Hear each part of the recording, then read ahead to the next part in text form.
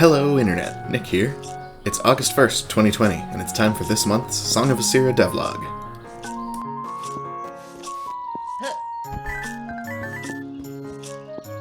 I spent a few weeks this month completely redrawing Elia, that is, the player character. She was the first thing I drew when I switched to this art style over a year ago, so my personal art skills have improved quite a bit since then. I thought, as the protagonist, she deserved better sprites and animations, so now she's got them.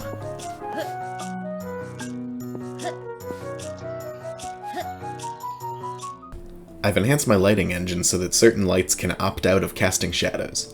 This lets me create little pockets of ambient light. It's easiest to see with the Willow Fire spell in a dark area. This is what it looked like before I added the change. With the scene this harshly illuminated, you'll never see a monster coming around the corner. After the change, Willow Fire creates a shadow casting light and a dimmer, non-shadow casting light to add some ambience. Now you can see where you're going.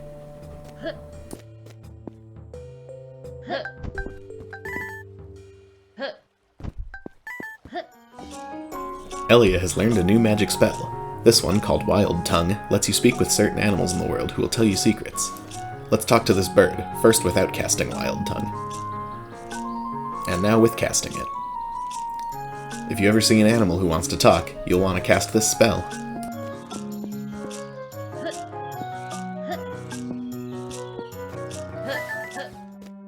Song of Asirra's block pushing mechanics got some major improvements this month. There were a lot of minor bugs that added up to an unreliable experience when pushing blocks, but they're all fixed now. Additionally, I've made blocks cast shadows, and even better for gameplay purposes, blocks can now be stacked on top of one another, and even pushed together as a stack.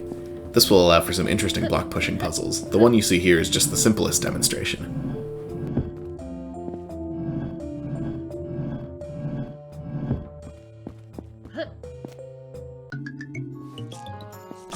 The next demo I'm planning for Song of Asirra is supposed to take you from the start of the game all the way up through the first temple. Well, now that temple actually exists in-game. At least its exterior does.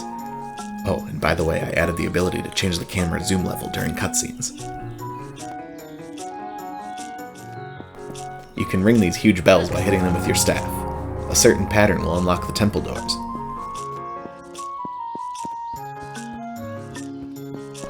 The smaller bells up here ring as you walk by, just for a fun little effect.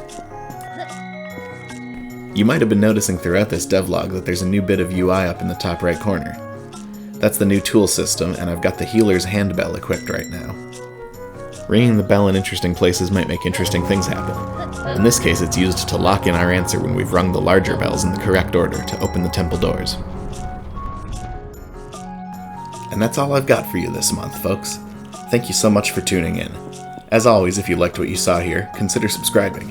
And if you really liked what you saw and want to support me directly, consider joining my Patreon.